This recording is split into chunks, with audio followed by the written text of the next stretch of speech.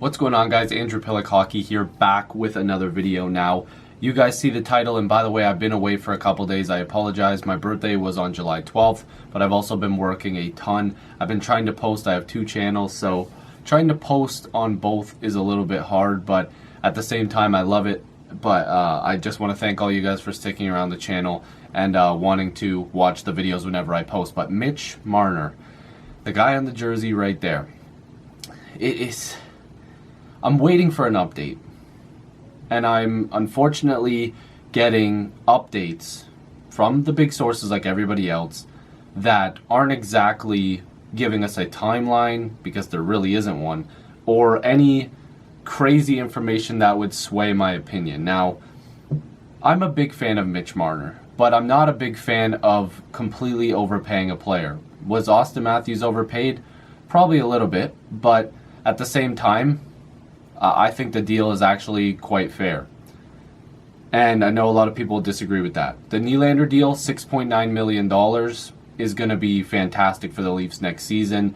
I have no problem with that deal because it's actually quite cheap compared to a lot of other contracts that are being signed. And I also think he'll play better than what that contract is showing. So no problem with that. Mitch Marner deserves to get paid. He deserves big bucks. But he deserves big bucks if he's getting a lot of term. Now, I don't think a lot of people understand this theory, because the reason I'm I can't speak English today. The reason why I'm talking about this right off the bat is because we're hearing about, teams that might be offer sheeting or willing to offer sheet Marner for 7 or 8 years for $12.75 million. Or, teams are looking at 7 years, $12 million. Or not 8, because I think only 8 can be offered by the team that he's on. So like 7 years at $12.75 million. But the Marner camp has made it clear that they don't want term. But if they do get term, they're scared that the Leafs might not match the offer sheet. So here's a quick timeline here. So we all know Mitch Marner wants big Austin Matthews money. Fine, okay?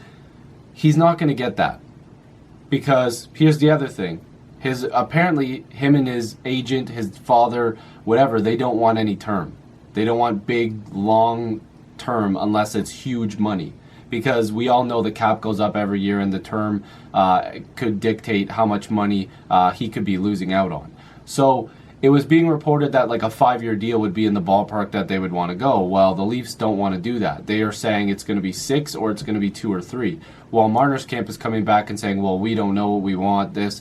And if even with short term, 2 or 3 years, they still want big money, which is not going to happen. When you sign on for a long-term deal, that's when you're going to get the big term. If you're signing for a 2 or 3 year deal, that number is going to come down quite a lot. Like we're talking, if they're talking about $12 million or $11 million, it's going to come down to like $9 million, maybe $8.5, maybe a little bit over that. You cannot sign a contract and think that you're going to get that big money. So here's the new updates that have been talked about. There's been a bunch of different sources talking about it. So Elliot Friedman was doing his 31 Thoughts podcast, and Friedman was asked by Jeff Merrick about the whole Columbus Blue Jackets and Mitch Marner situation. And he said, this is what I've heard about Marner. And again, everybody's being quiet, so we'll see how close to the truth this actually is. Last Friday, when Joey said that, a.k.a. Joey Vendetta, I believe it was, he tweeted, I hear an offer sheet on Marner's coming. It hasn't come.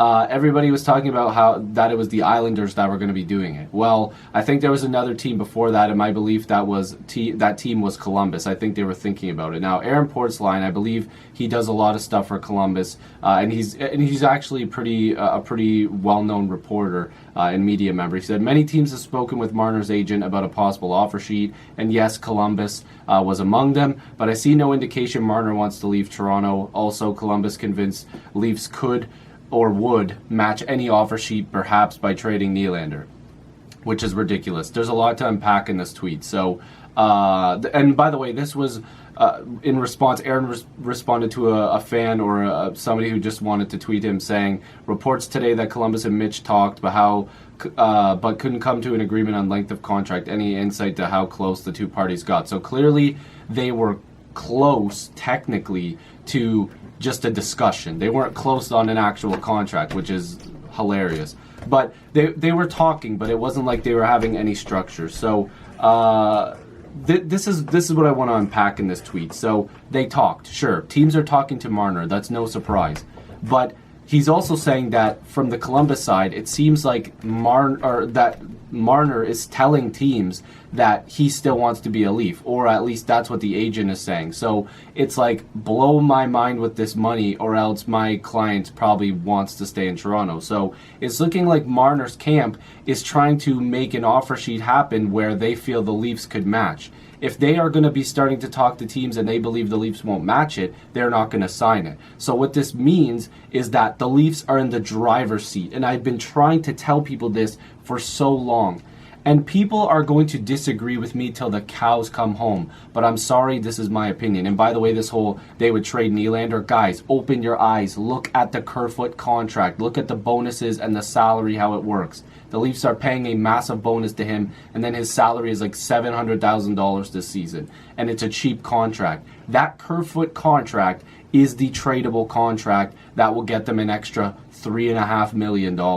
They are not trading William Nylander. I'm going to knock on wood. But that is the deal that they would probably move out. That's just my opinion. But anyways, the Leafs are 100% in the driver's seat with this. And the reason I say that is, first of all, Marner is a hometown guy. And don't take this as like, oh, whatever, that's just an excuse of, as part of his argument. No, Mitch Marner grew up a Leafs fan. He wants to play for the team. He loves playing for the team. He has all these endorsements. He's on every commercial. He's on every can of Red Bull, this, that, and the other, cars, living free in Toronto. He's got everything he could ask for. Now he just wants his big contract. But here's the thing. He wants it in Toronto. And the fact that teams are starting to come out, and this is not coming from one person. This is the third time now in the past 2 weeks that we have heard that Marner is not interested in signing a contract unless he feels the Leafs could match it. This puts Dubas in the absolute driver's seat. And here's the other thing. If Mitch keeps saying this, guess what? The Leafs don't have to match.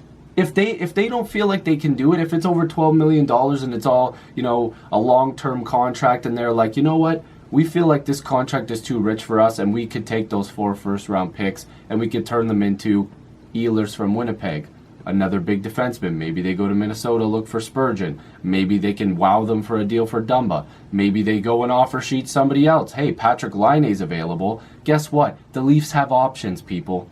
Mitch Marner is not in the driver's seat. And I'll tell you why he's not in the driver's seat.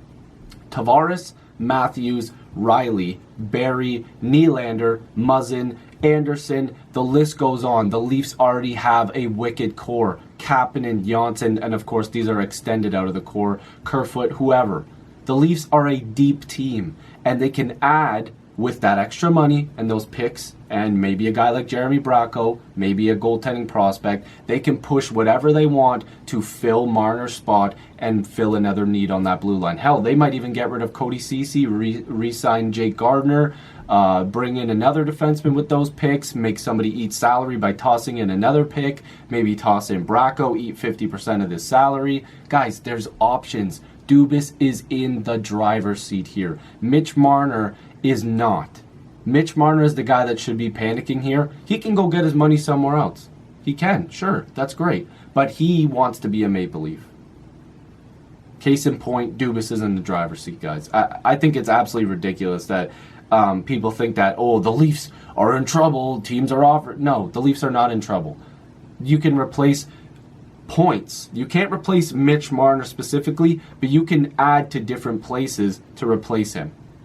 That's just what I think about that. So, and again, Elliot Friedman keeps saying it. At the end of the day, he wants to be a Leaf. This is his exact quote. I think he wants that more than anything else. I think they want him. He just wants it to be at a big number. He wants to be in the Matthews area. That is where we are. And this is what's going to happen. I'm telling you, this is what's going to happen. First of all, there's going to be no offer sheet that he signs. And if he does, Dubas is not going to match it. I'm telling you this right now. If it's a $12 million plus offer sheet and it's long term, maybe there's a conversation there, but I don't think Dubas wants to sign that.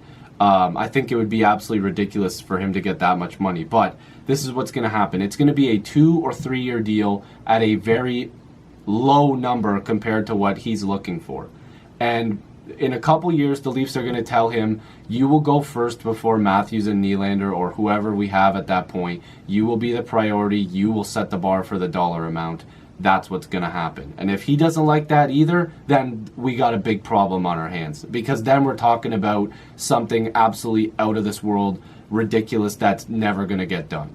And if it doesn't, guess what? He signs an offer sheet. I think a lot of people will probably be ticked off. I won't, because that's all, whatever, that's his right, and the Leafs can do whatever they want with that extra money and those picks. Dubas is in the driver's seat. Mitch Marner is not. And again, I'll have to keep saying it. I love Mitch Marner. I want him to be a Leaf more than anyone, probably. I love the guy. I mean, I have his jersey right behind me. I don't just pretend to be a hater just for a video. I love Mitch Marner. This guy is absolutely fantastic. But you have to be realistic sometimes. And these numbers are unrealistic. So hopefully you guys enjoyed this video. If you're new, make sure to subscribe. I'd love to have more hockey conversations with you. Join the squad. Let's get to 7,000 subscribers. Thank you all for the support. I can't speak English. I'll see you in the next video or stream. Peace.